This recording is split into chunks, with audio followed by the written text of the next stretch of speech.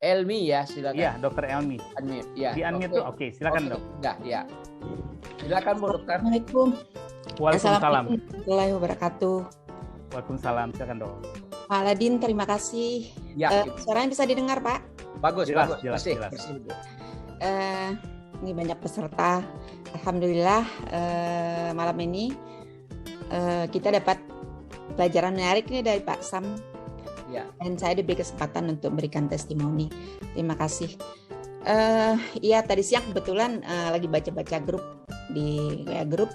Jadi testimoni yang katanya ada yang masalah dengan telinga enggak. Nah kebetulan nih saya sendiri gitu. Saya sendiri ya teman-teman. 7 tahun yang lalu saya itu menderita sudden deafness gitu. Tiba-tiba waktu itu saya maaf sebelumnya perkenalkan diri dulu, aduh lupa. Saya Dr. Elmi, dokter spesialis anak dari Pekanbaru. Jadi waktu itu ceritanya, saya cerita dulu, lamanya sakitnya udah 7 tahun gitu ya. Tiba-tiba tidak bisa mendengar, kayak kita masuk air gitu ya. Waktu itu aku jaga di rumah sakit sore, nggak ada tanda-tanda, nggak ada tanda, nggak ada sinyal gitu ya. Jadi saya pikir ini kenapa ya gitu ya, apa serumen, taik telinga, tapi kok langsung tek gitu ya.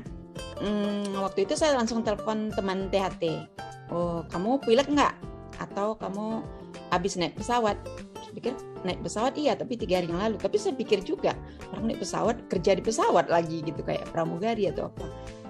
Tapi ya udahlah, saya positif thinking aja waktu itu, tapi nggak bisa mendengar sama sekali. Dan mulai ada kecemasan juga ya, namanya juga telinga gitu ya. Oh kalau nggak mendengar nih dokter gimana, telinganya budek. Terus berapa setelah itu saya mulai kayak rada-rada vertigo gitu. Udah tuh waktu itu bawa istirahat aja, tetap jaga malam gitu. Bawa istirahat aja, terus saya bilang kalau ada apa-apa call aja nanti di kamar. Terus ya besoknya langsung periksa THT, periksa semua. Waktu itu sampai scanning segala, nggak ada apa-apa sih katanya, kan mungkin ini inflamasi aja. Ya udah, saya diobati, di diatermi gitu, dipanasin secara visual rehabilitasi, kok juga baik. Terus saya bilang hampir 2 minggu ya, saya minta dirujuk gitu. Saya rujuk ke dokter THT yang lebih inilah, mau ke Jakarta, oke. Terus saya ke Jakarta, ketemu di rumah sakit THT Jakarta. Saya di hiperbarik ada 20 kali kalau nggak salah saya.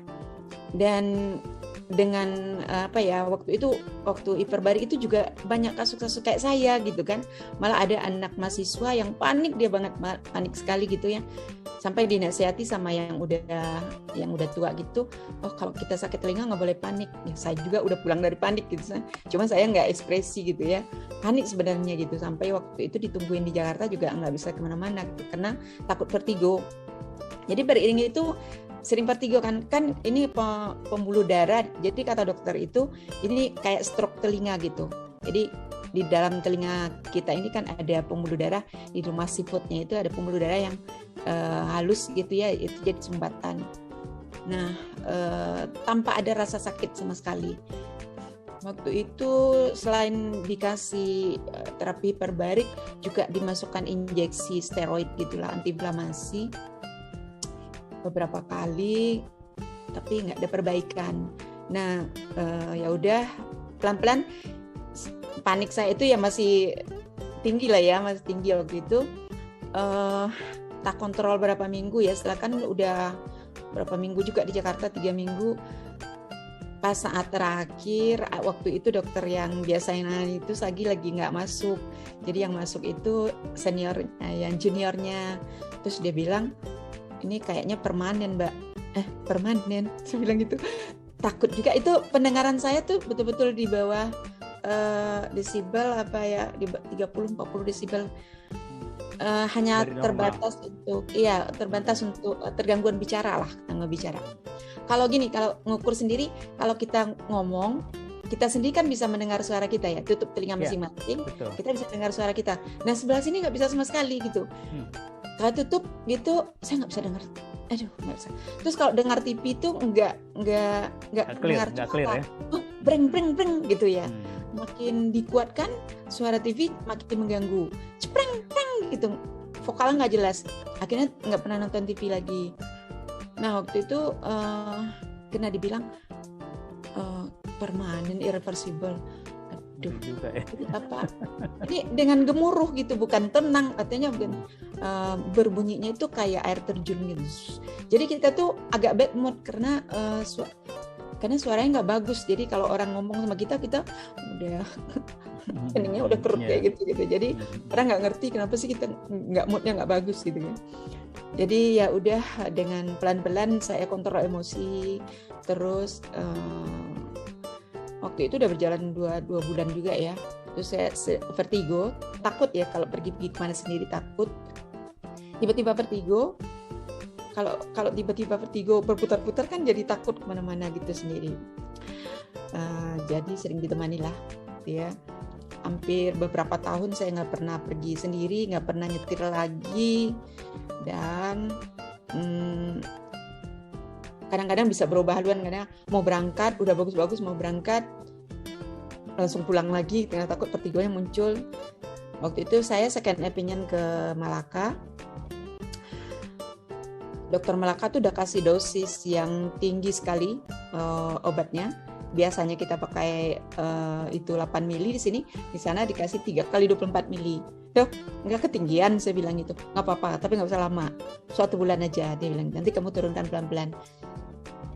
Waktu itu malah saking kan itunya, saya rawat jalan ya di sana di Malaka untuk cari second opinion. Dia bilang juga, ini kayaknya permanen. Duh, tapi bersabar aja katanya. Saya namanya juga saraf. Karena ini masih baru, mudah-mudahan ada perbaikan. Kalau dulu kan ilmu dulu kan saraf itu suatu sel tubuh yang regenerasinya agak boleh dikatakan tidak punya regenerasi yang bagus gitu. Beda dengan kulit, otot atau yang lain. Jadi kalau udah rusak sarafnya itu kemungkinan untuk regenerasi itu kecil. Tapi mungkin dengan adanya Ridok ini terbantahkan gitu ya. Ilmu baru gitu. Tadinya juga ilmu baru ya, Pak. Jadi saya ya udah, yang penting saya bilang saya takut vertigo aja, Dok. Kalau pendengarannya nanti kembali, alhamdulillah. Terus disaranin waktu itu coba pakai alat bantu dengar. Cuman saya usaha juga beli alat bantu dengar. Cuman kan bunyinya tuh gemuruh. Jadi percuma kalau kita pakai alat dengar, malah pusing gitu ya. Jadi akhirnya nggak jadi saya pakai. Betul, udah belinya jutaan gitu ya, tapi nggak bisa dipakai. Akhirnya saya sumbangkan ke pasien. Nah, jadi berjalan waktu saya ya udah kontrol emosi aja, nggak boleh panik. Untung satu masih ada dikasih keberkahan gitu ya. Jadi dalam hati aku masih bisa dengar bunyi jantung dengan satu stetoskop, setelah stetoskop gitu kan. Kalau seandainya yang satu nih ikut, seperti kebanyakan kan kalau umur kan bisa ikut yang proses ketuaan kan, bisa ikut terlibat juga yang satu lagi. Wah, ini bisa pensiun nih jadi dokter. Jadi ya udah positif thinking, lama-lama kan udah lama ya Pak, 7 tahun ya. Dua tahun yang lalu saya malah nggak bisa dengar handsfree, itu betul-betul kosong. Kalau kita pakai handphone, pakai handsfree, itu betul-betul nggak ada sama sekali, nggak bisa didengar. Kalau dulu masih ada cempreng-cemprengnya. Kalau 2 tahun yang lalu tuh nggak ada cempreng. Nah, kemarin ini kan saya ketemu Redok ini kan, Prof. Sumaryati itu beliau itu guru saya. Jadi kan kita kan belajar itu tentang masalah redox signaling. Jadi redok di tubuh. Terus beliau bilang, Ibu punya ini nih, pernah dengar nggak? Enggak, gitu kan. Terus dicoba deh gitu kan, cobalah. Maksud saya tuh untuk pingin fit aja gitu ya, pingin enak aja. Memang kalau kita lihat mungkin karena faktor pembuluh darah, ini tengkuk memang sering sakit sebelah gitu. Sakit sebelah, ya itu saya pikir itu wajar lah, umur saya udah 60 kan wajar lah kalau ada sakit-sakit seperti itu, atau bangun tidur capek, sakit gitu, pegel gitu kan. Malah untuk pijak lantai aja itu harus cari sendal dulu gitu kan. Jadi oke, saya minum.